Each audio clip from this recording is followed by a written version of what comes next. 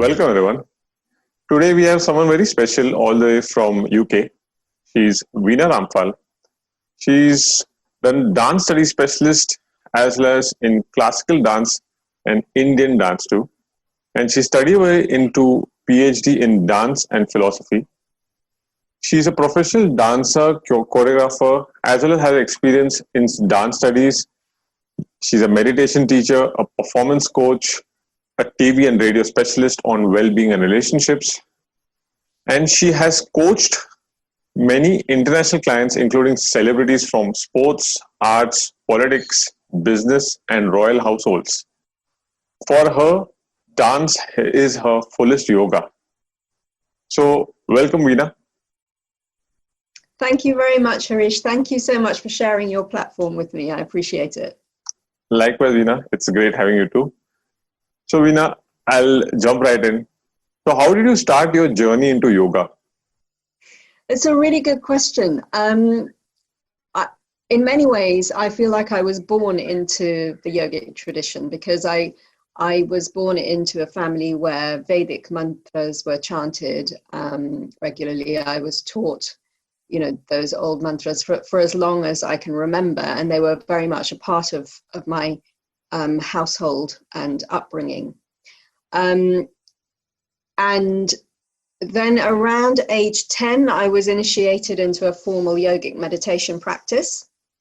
And in terms of Hatha Yoga, that came much, much later. So I know that I'm saying this because I know in today's world, particularly in Europe and in America, when you say yoga, people tend to just think of yogasanas. But for me, yoga, of course, is the entire yogic tradition that has many, many different aspects to it. So I've had a very rich journey with different aspects of the yogic tradition, starting from the time I was born. And means when you, again, that's a very good point. When you say that people, if you talk to them about yoga, they do assume everything is asanas for them is yoga. How would you help them understand that what was that you were learning when you started a yogic practice? Right. For me, it's all about bringing coherence into the mind and body. So as far as I've observed and studied, every single sadhana, and that for me includes my dance practice, every single sadhana that the tradition gives has the effect of bringing us into coherence. So I think that in every moment, with every action or every word that we speak, every thought that we think, we're either moving into greater coherence or we are being pulled out of coherence. And to me, you can describe the human life, the experience in that way. You're either moving into coherence or you're being pulled out of coherence. And I think that the yogic practices all aim to bring you into greater coherence. So then the question arises, why? Why is that important? On a very basic level, the more coherent we are, the better we are able to function, right? Physically, mentally, emotionally, on every single level, the more coherent we are, we function better. It also makes us fuller human beings, and essentially it gives us access to greater joy and greater fulfillment in life.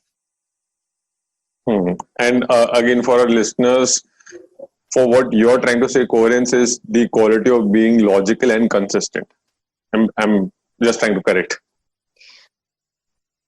Yes, no, that's a really good question. So coherence to me, I think you can sense it in the body. I'm very much a body person, right? So you can sense that coherence viscerally. It's when you feel clear, there's always greater clarity. There's a greater sense of ease in the body and in the muscles. Your mind works more clearly. So yes, the logic is important, but logic is only one part of it. I think coherence to me is when basically when there is less or there's no restriction or tension. A lack of tension in any aspect of your being indicates greater coherence. Yes, that's very well put. Um, and again, people who have been practicing yoga, they would understand you much better. But yes, that's very well put. Definitely. So I guess when we were having our own conversation, you had mentioned that you had learned Kriya Yoga. So Yes. was that the first uh, style or discipline of yoga that you got into?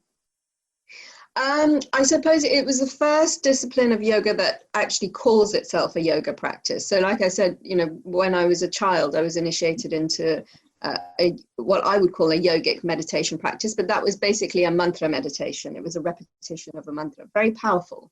But yes, Kriya Yoga was the first sort of official yoga practice that I learned. And from what I understand, it's transferred from.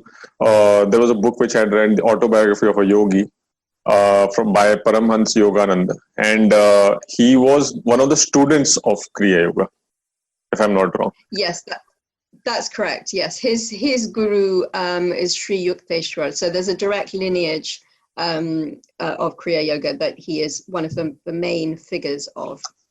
So again, we also understand the Guru Shishya Parampara and how the knowledge has been transferred when you were learning, and obviously you aren't, or it's not the right way for you to spread all the learnings on a major online platform. But for people who want to just understand what Kriya Yoga is, can you give like a small gist about it if someone is interested? Yes, certainly. So the Kriya Yoga essentially works a lot with breathing. So there's a lot of pranayama and a lot of focus, concentration. So that what Patanjali called dharana, right? Leading to dhyana. So it's essentially breath work and concentration. Those are the two major aspects. And the other thing, because I know people are very interested in the chakras, so it does work directly with the 7 chakra system. I'm saying that because that's the system that's become sort of very well known and established. But actually, if you look through yogic history, and particularly through tantric yogic history, there are different systems of chakras which actually include different numbers of chakras. So this allows me to say that when we talk about the chakra system, it's important to remember that yogis are always exploring, right? That the point of it is to explore this being, to explore this body. So a chakra system is both prescriptive and descriptive, but it's also a kind of invitation. It's an invitation for you, the individual practitioner, to experience. So it's like a map. You're being given a map, but you have to explore your own terrain, your own territory. Sorry, I've gone on a little loop there, but I think people might find that interesting. Yes, that's definitely interesting. And again, I wanted to even ask about chakras that many people, to put it very simply, identify chakras as 7 chakras where you are going from the bottom to the top, raising a consciousness. But there are many others who have claimed that there are, I guess, 36,000 chakras, and some claim that there are 1,12,000. I'm not sure the exact number, but there are different types of philosophy. So, what take do you have from Kriya Yoga on this? Okay, so with Kriya Yoga that I learned, we work with 7 major chakras that run along the spinal cord right up into the skull, right? So the final chakra, as everyone knows, is at the top of the head. And we work with it. You are working particularly with those 7 points. Now the chakras are like keys. They are part of the whole subtle energy body. So actually the terrain of our subtle body is much more complex. So you mentioned these vast numbers like 72,000. Those refer to nadis, or channels, subtle channels that run through and a part of the subtle body. So with Kriya Yoga, we work with, actually it's the loop. So you're not just, this is a very important point, you're not just lifting awareness and consciousness prana from the base chakra to the top, you're actually working with the loop. And that is extremely important because it's about energizing the whole system. So I would say if people are interested in working with chakras, first of all, please do not just experiment on your own. Find an actual, preferably a guru, if not a guru, then at least a teacher, and work with what they teach you. Definitely. As I guess chakras is a very sensitive topic to tackle with. So, given all these teachings are from Kriya Yoga, and slowly how you moved on to, I guess you moved on, also learned Hatha Yoga, right? Yes, I do. You work now with I would say a very small amount, a very precise amount of Hatha Yoga that I use. So, other than the aspect of asanas, what other differences did you notice in these disciplines compared to Kriya Yoga? Between Kriya and Hatha? Hatha, yeah. Okay, so Hatha uses much more the physical body. And I think, in many ways, I think the reason I stayed away from it for so long was because I wasn't finding a good teacher, frankly. I just wasn't seeing anything that grabbed me. And as a dancer, because I trained in classical Indian dance from the time I was very young, it created in my body a kind of a particular sort of sensibility to balance and to symmetry. So when I look at another body moving, just because of my dance experience, I'm seeing a lot more than just the physical body moving. I'm getting a real sense of coherence, or indeed of incoherence. And because I have such respect for yoga, I wanted to, I only wanted to learn from masters or teachers who I really felt had a particular level of expertise. So I work with Isha Hatha Yoga, right? So Isha Hatha Yoga is the yoga school and practice that has been created by Satguru. Now, he obviously is a realized being. So the interesting thing about that journey is I was actually not looking for a living master at all. I wasn't seeking. I was very happy with my Kriya practice and my particular connection with Sri Yukteswar. I have a very strong connection with Sri Yukteswar. And interestingly, at that point, I could feel that I was being pushed towards something different than Kriya Yoga. There were many different ways in which this was being shown to me. So I knew I was being pushed into something different, but I had no idea what that was. And then, of course, Satguru kept popping up on my YouTube. And frankly, I ignored it for several months.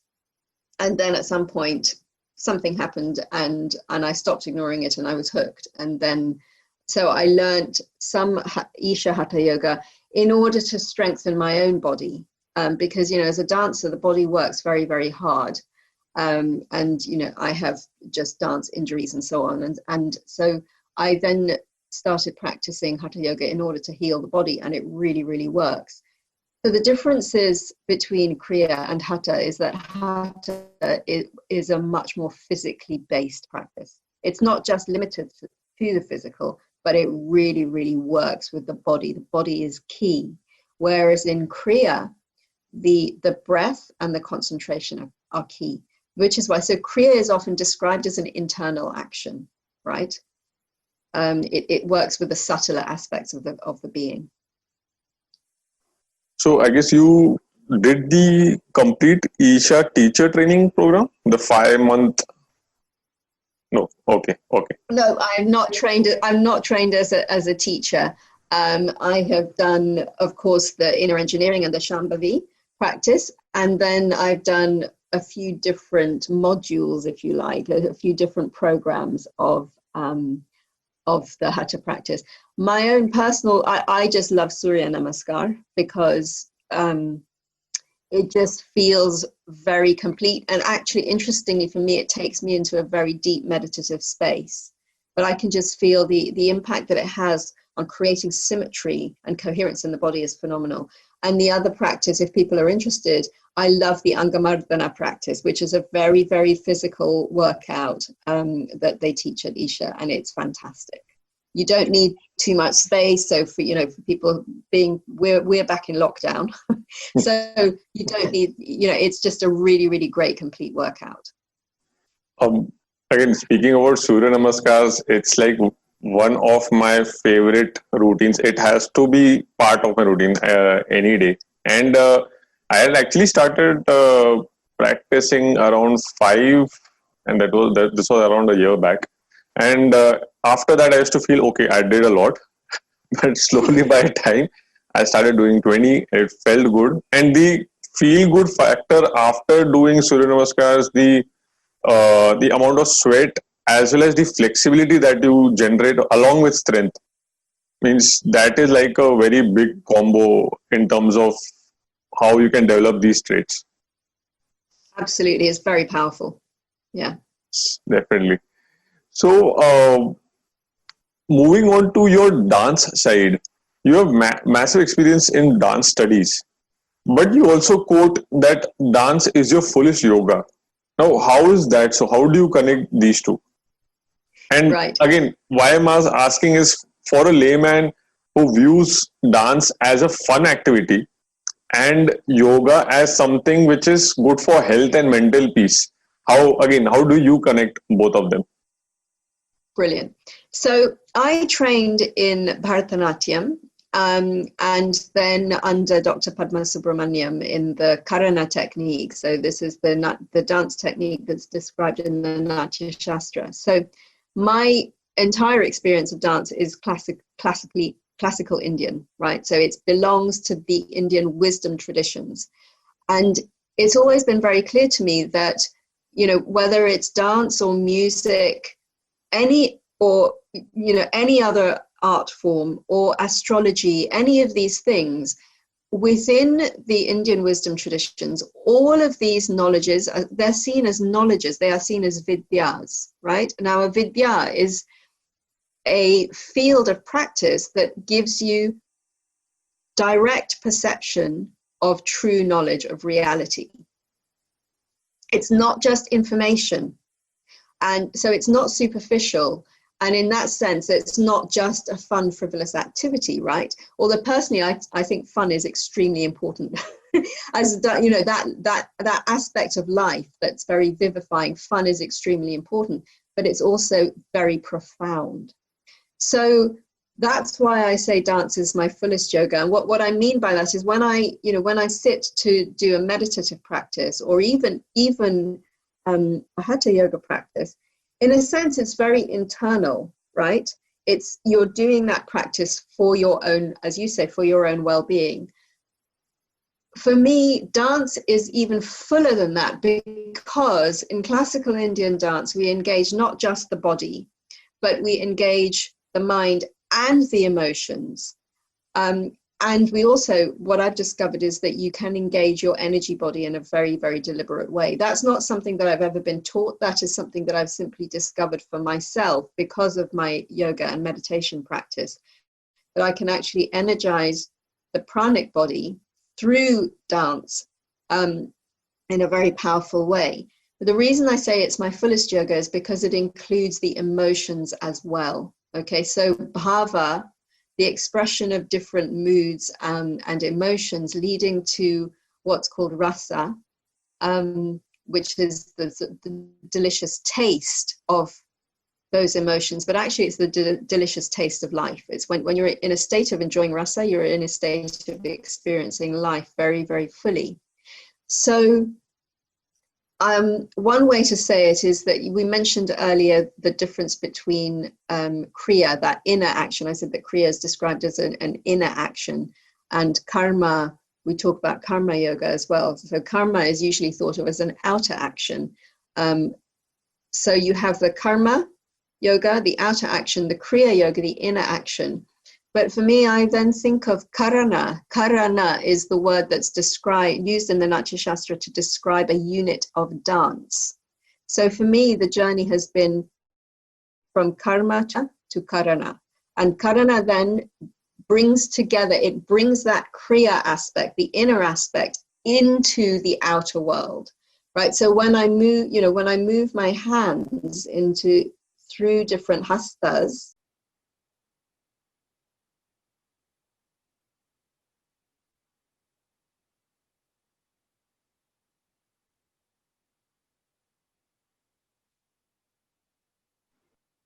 you can see that it enlivens a particular state of being that runs from the very subtle right into the flesh. You have a very good way of hypnotizing also. Means I just went into how you were expressing yourself.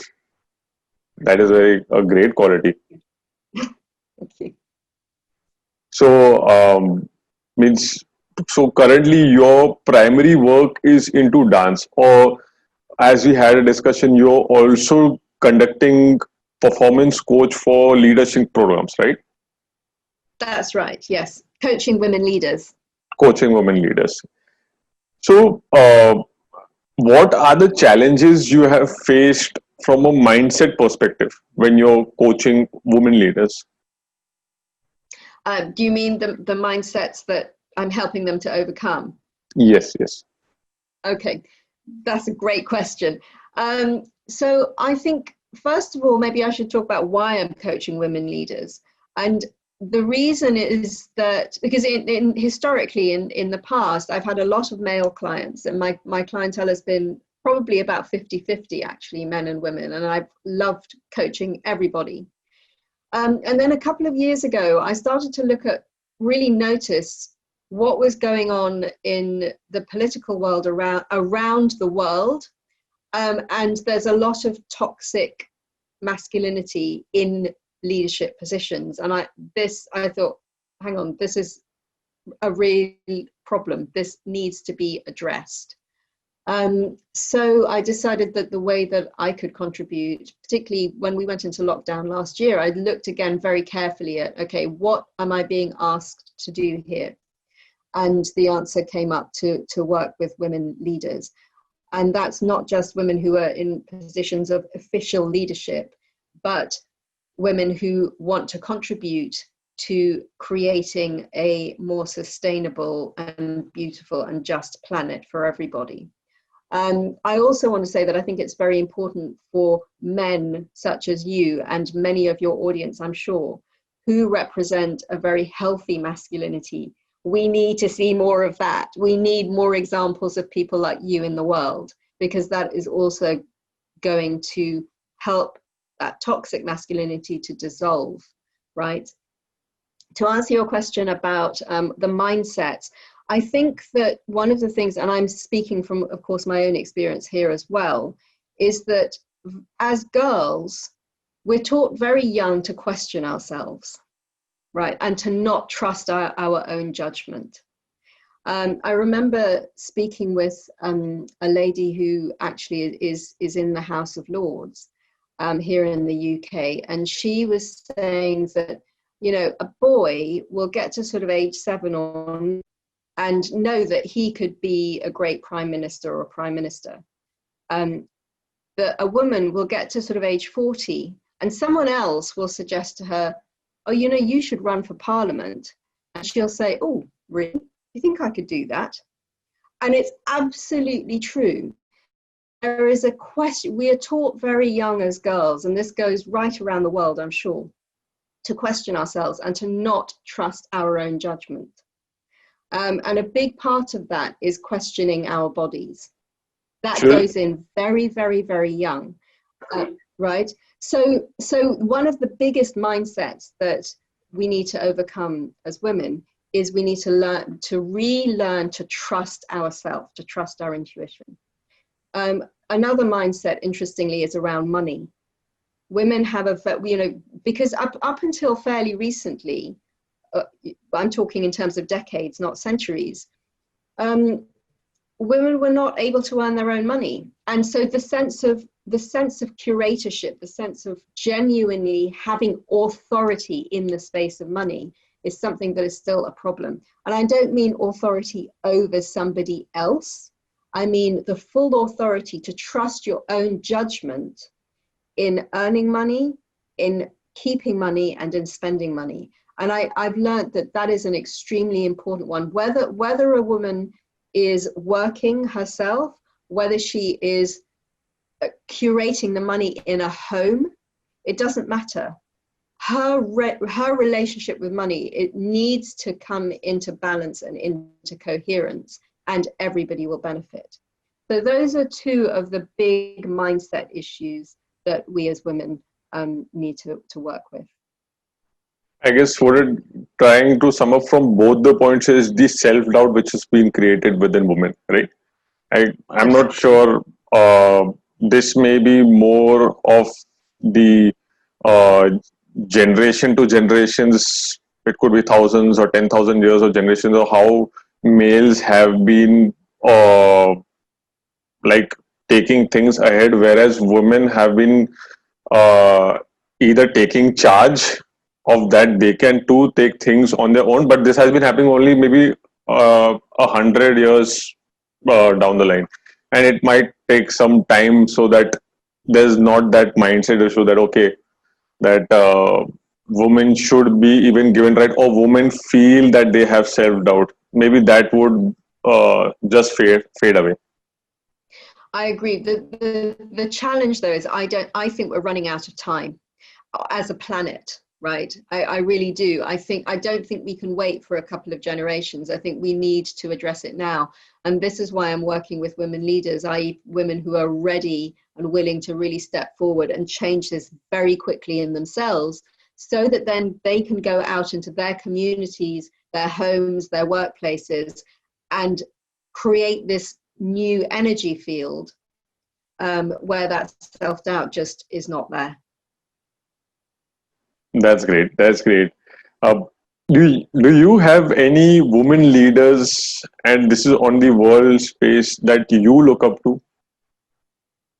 Oh, wow, that's a great question.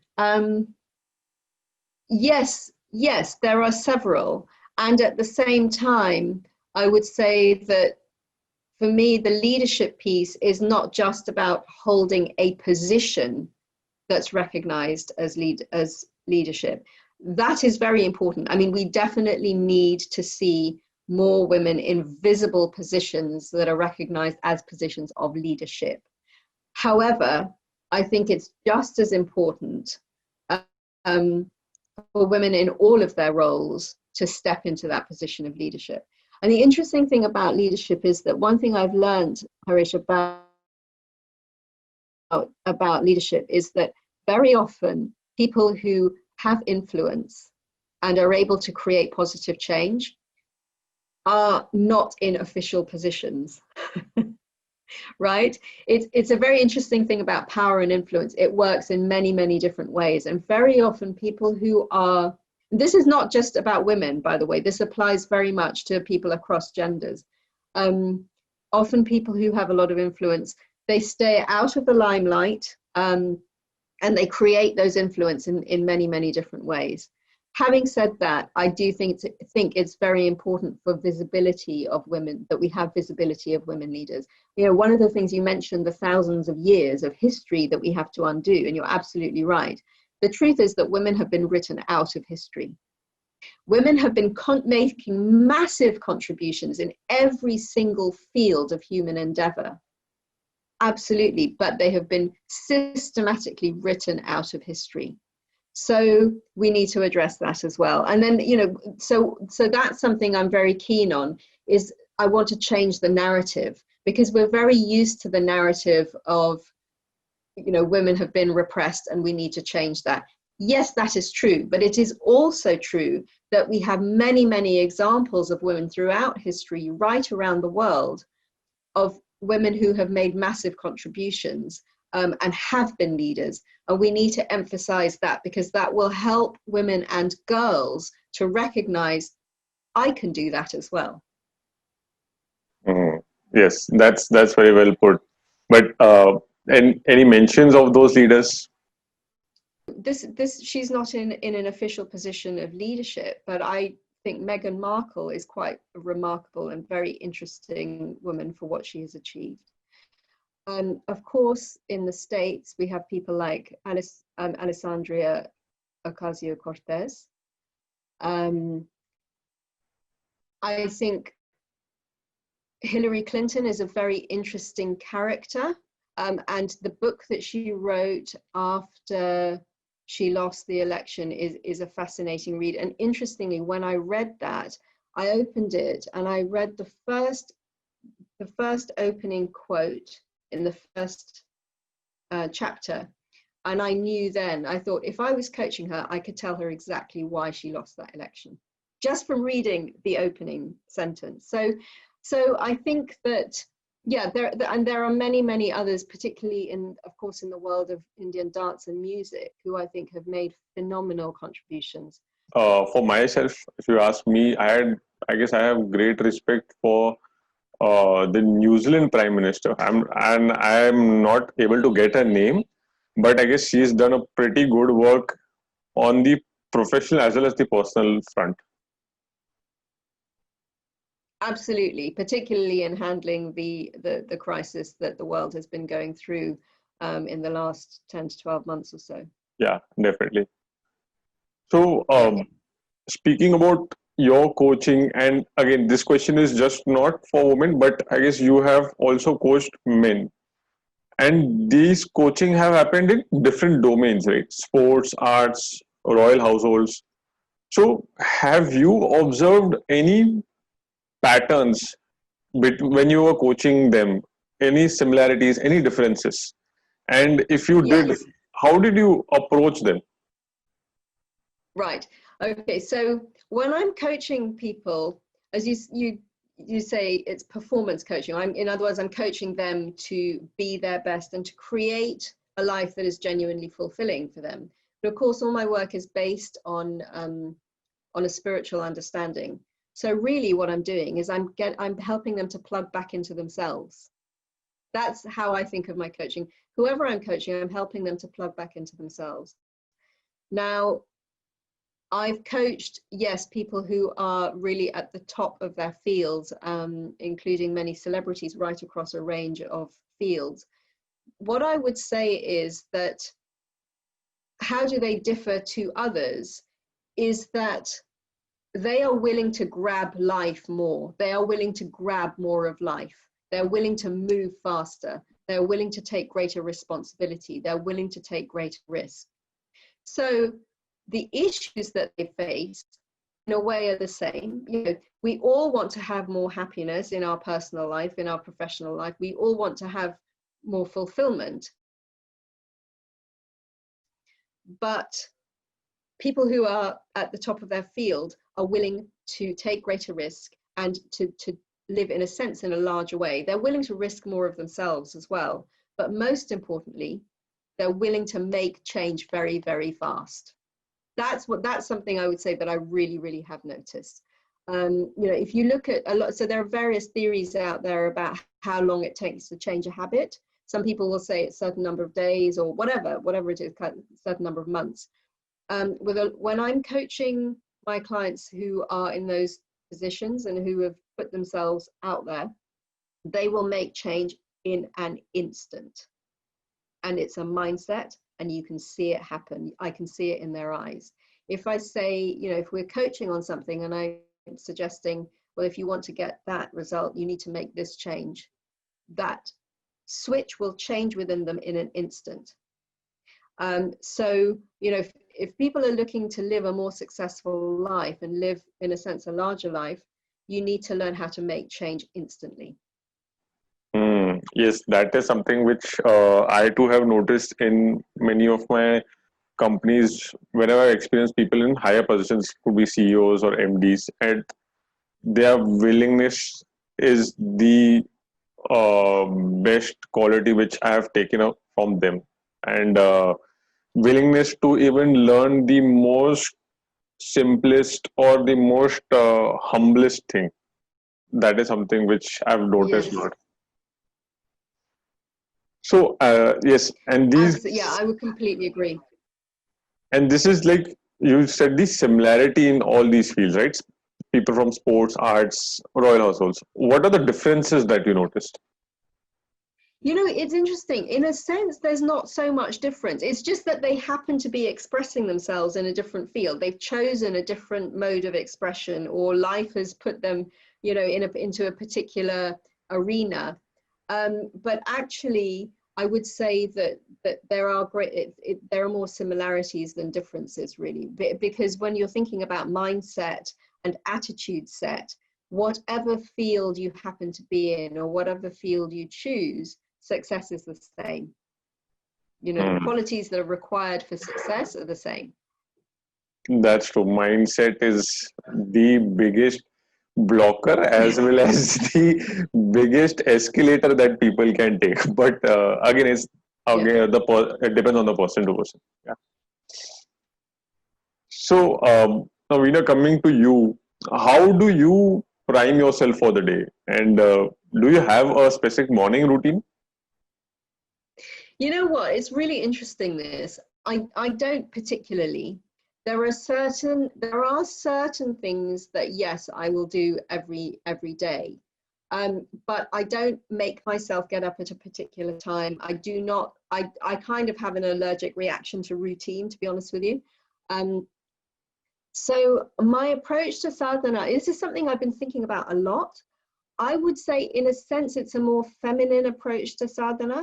And what I mean by that, so one gender difference that I have noticed is that I think it's a more masculine approach to really be very good at putting in place structure and then following that structure quite, in a sense, rigidly, right? So the whole thing of get up at this time, have this routine, this particular set of things that you do, and then, you know, that's going to prime you for the day.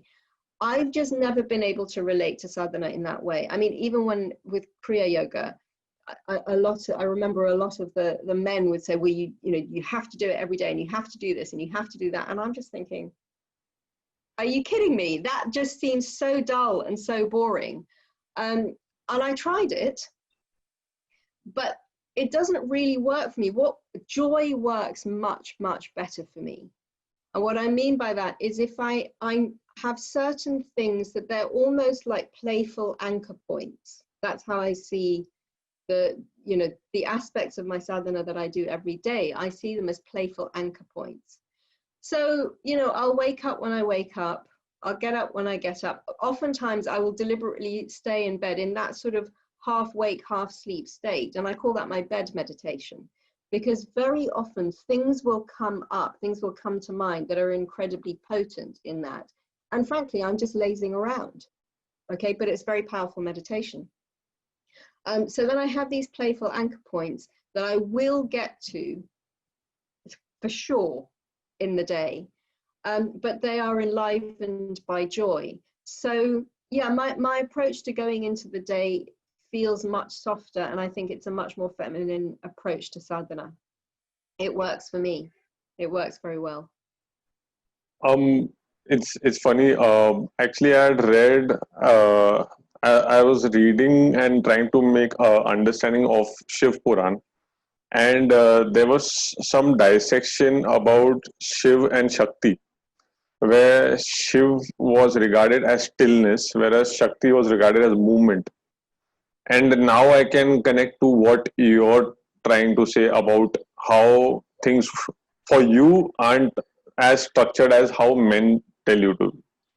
So that is like, again, maybe it could be something from our mythology itself, or it could be like a male female thing. But yes, that makes more sense now. Yeah. Yeah. That's great. So let's say if you are traveling, and I know that in today's time we have this COVID issue, but before the COVID, let's say you were traveling for a leadership program where you have to coach a lot of people, and there is a time constraint. So you just have very limited time to do your practice. And again, this practice isn't a routine, but something which you generally do. So do you have any favorite Kriya practice which you try to just do in 10-20 minutes so that you're ready for that leadership program? Yeah. Um, do you know, it's really interesting. I would tend to do a little bit of dance, actually.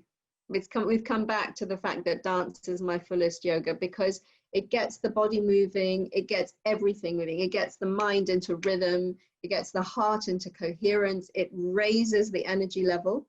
And I don't necessarily need loads of space to do that. So, you know, if I'm staying in a hotel room, getting ready to go down to a conference room, I can do something. I can do a dance phrase. I will put on a little bit of music. It can be sort of whatever happens to be suggested on my YouTube, and just move. And then the other thing that I will tend to do is just to sit and become very, very still. And one thing I've sort of taught myself, and I often teach my clients actually, is an instant meditation practice, where in 3 breaths, I will just go very, very still and very, very deep, and just rest in that state that is incredibly nourishing. I mean, you know this, right? When we still the breath and we're able to drop into that stillness in quite a sensual way, in quite a sensory way, it's very, very nourishing. And I find that what that does is that it brings this coherence into my being. And then I can just go in and work. I mean, I'm recalling a couple of years ago, I was in was it Bali? No, was it Bali? No, it was Thailand. Yes, I was in Thailand for a TV shoot. Right, we were working on this reality show, and that was pretty full on. I mean, there were many things that could go wrong. You've got many different elements in play, so it was very stressful. And I remember my colleague saying to me, "How you're always so zen, Vena? How do you look so zen?" And the reason was that every morning I got up and I danced before I went out to meet the day. That was what did it. Yeah, I guess dance might be raising or moving up your lymphatic system, raising your mood levels and making you feel good. And again, if you just do it for even 5 minutes before the conference, it would give you a much better agility, flexibility, and again, a good mood. Exactly. And the agility and flexibility, not just in the body, but the mind as well. Definitely. Yeah. So you practice yoga, you're into dance, and you're into performance coaching. You might be having specific food choices, right? Just to keep all these things in track. So do you have any food choices which you strictly avoid? You know what? I don't. I'm very picky about food, but I basically allow my body to decide. That's something that I've done for a very, very long time. I mean, I've sort of actually I've pretty much done it all my life, but I started doing it consciously, I would say in 2006. So in 2006, I remember this distinctly because I've written it in my journal somewhere. I made a decision to live in partnership with my body.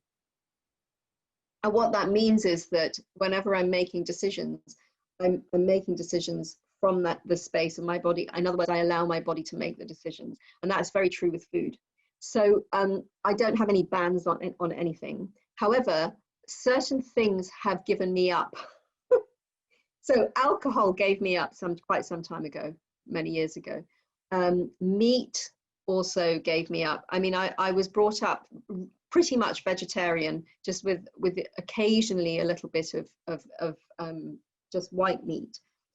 But that left me, I think I was about 12 or 13, and I just stopped. And then at some point it came back a little bit, and then it left again. So I respond to what my body is saying. And I would say that probably my yoga and meditation practice has definitely changed the way that my body operates on a cellular level and on an energetic level. So yeah, certain things have left. So that's really it. Apart from that, I listen to my body. Yeah. I remember I had read this quote somewhere that your mind can cheat you, but your body never lies. Absolutely, that is so true. and that like hit me so well. Means what we generally do is if we feel anything, if we are not feeling well, we just go to the doctor, or we try to make sense from someone else that, okay, what are we feeling? Whereas our body is like the best thing to tell us that what you're feeling right now. But again, we are not able to pick up. Yes, yes. No, you've raised a really important point. And in fact, when I'm working with clients, this is something that I really work with. It's how do you have to sort of unlayer the things that are blocking you from being able to hear and really listen to what your body is saying, right? So very often people will joke, and when they hear me say, oh, you just listen to your body, let your body guide your food choices, they'll say, oh, well, I'll just eat chocolate cake all day. But no, you won't, because that is not actually what your body is saying. That's just a layering and a conditioning, and probably a sugar conditioning that you have picked up. You first have to let go of all of that, then you'll really be able to hear what it wants. Yeah. That's true. That's true. Means many people think that what their mind wants is what their body is expecting, and that is not so. Yeah. Yeah.